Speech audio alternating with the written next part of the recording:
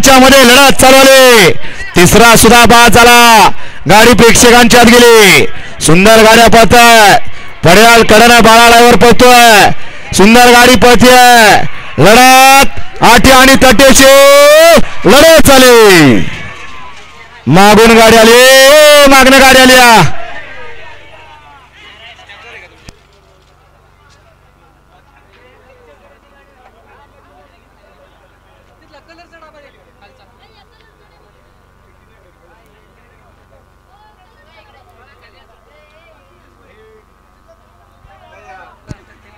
वळवा सेमीत 3 वळवा.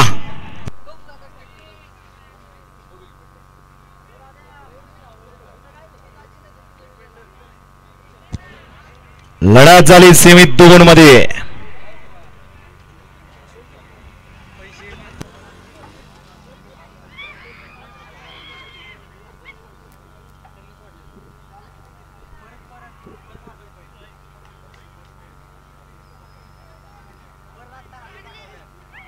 पुन्हा एकदा या ठिकाणी पकानासाठी 1000 रुपयाचं बक्षीस आलंय.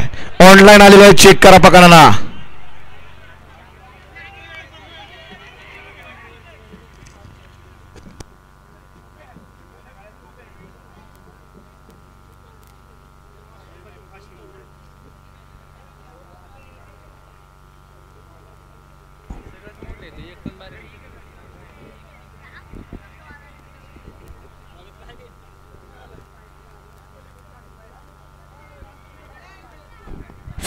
हे पहा सीमित 3 वळवा ताबडतोब